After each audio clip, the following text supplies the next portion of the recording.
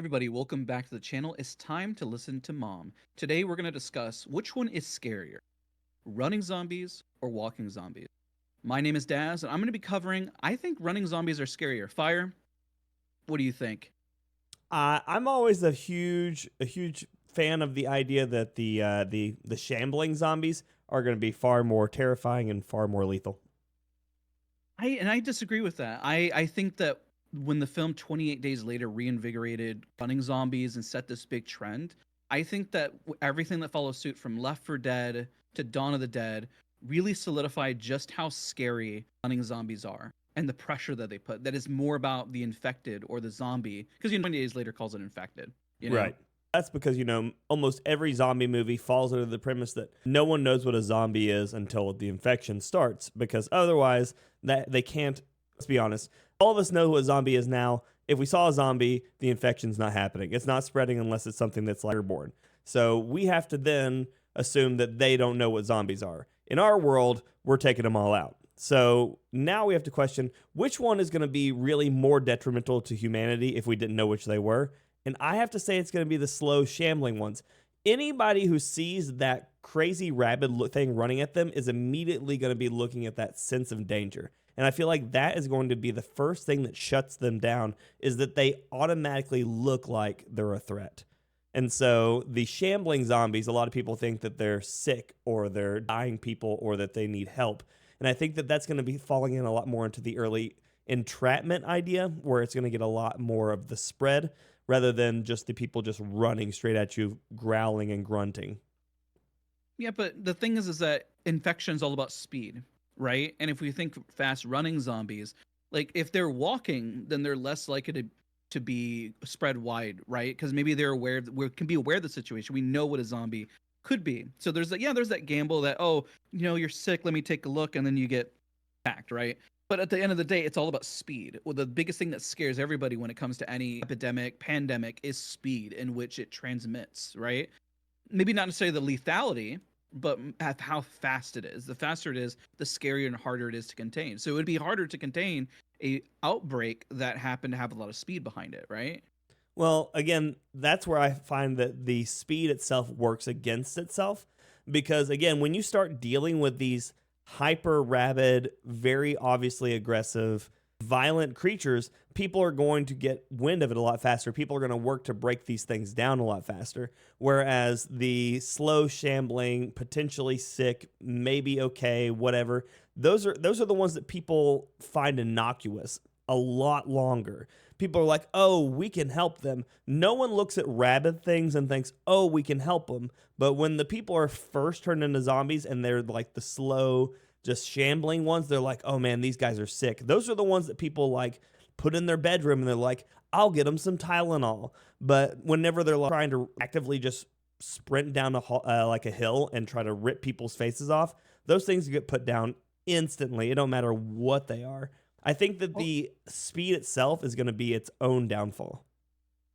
well, what about, let's remove speed. Of course, that's a whole debate. But let's put in a scenario like Walking Dead, right? The Mm-hmm. Walking Dead, they walk because that is the title of it. That's what I'm Mm-hmm. kind of going at here. Right. But the bigger threat is the people. It's not necessarily the zombies themselves. So like because we've never experienced any zombie apocalypse. Not going to would imagine like days Right. later all of a sudden that'd be crazy. But with The Walking Dead and Dawn of the Dead, they're all mostly the people themselves that are crazed that cause bigger problems in the film themselves versus let's say 28 days later or Dawn of the Dead remake. It's most likely it's most of the pressure comes from the running zombies themselves Yeah. and rather than the people. Right. But in those worlds, those zombies are the problem because it's when it started. We deal with The Walking Dead and all those in a scenario generally where the thing has already happened. And so I think that because we see the sprinting zombies in a world that's all together, we feel like that's the bigger issue. And then when we see the shambling zombies in the world that's already fall apart, people are the bigger issue. But realistically, the people are the bigger issue at that point because they've already figured out the zombies. But in the sprinting ones, they haven't yet. And so I think that because we're looking at the scenarios on the opposite ends of their own spectrums, we can assume each one is the bigger issue. But realistically, the issue is the virus and how it breaks down people. So at the beginning, the sprinting ones do look like they're more terrifying, but even in movies like World War Z, they work really fast to even start finding out how to stop them, slow them, and stuff like that. Whereas in we get into like The Walking Dead, the entire world's already gone, and those things move a mile an hour. So we have to question, at what point did the World War Z ones actually take over at all or not? But we know then the Walking Dead ones, they did. So I think the shambling zombies are 1 for 1 on the world domination. But at the same time, in World War Z, they kept building walls, and I don't think those walls are built overnight. No. You know, but they managed to get over those walls because of their power and speed. Right. No walking zombie. I mean, they could have been in those walls forever. It doesn't matter how many of them are outside. But the running zombies are able to maintain pressure and break down more barriers and defense, even if somebody had time to build them. And also, here's another point.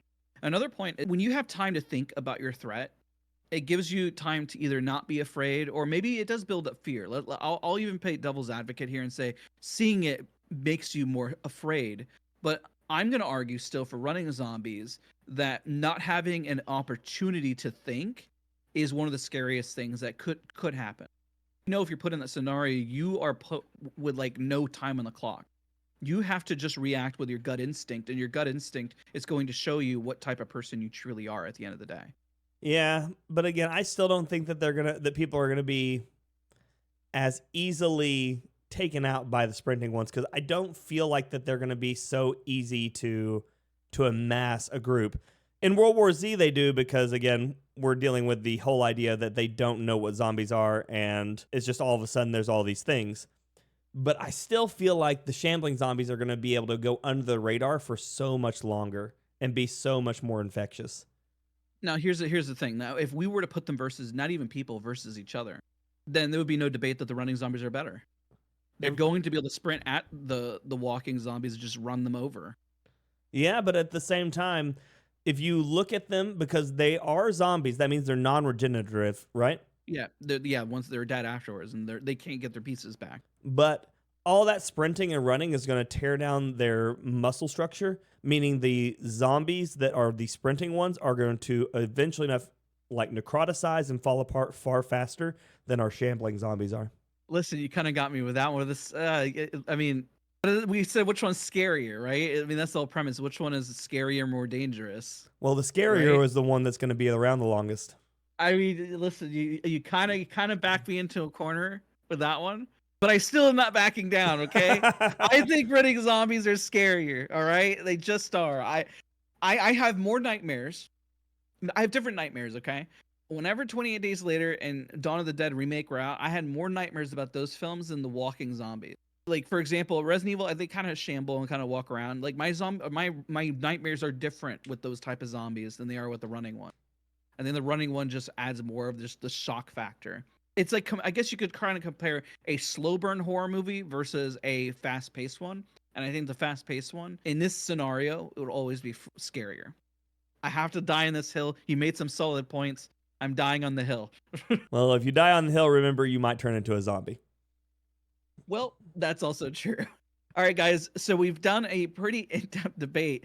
And I'm not gonna lie, he kind of got me there at the end. I mean, even let's say if they both stiffen up, it's a very solid point. But I want you guys to chime in, give some comments, let us know who's right and who's wrong here, and yeah, let us know if you enjoyed this type of video. Also, if you enjoyed your Halloween for October, you could definitely check out. We reviewed a lot of horror films. We have lots of shorts on the channel. We appreciate every single one of you for hanging out and watching.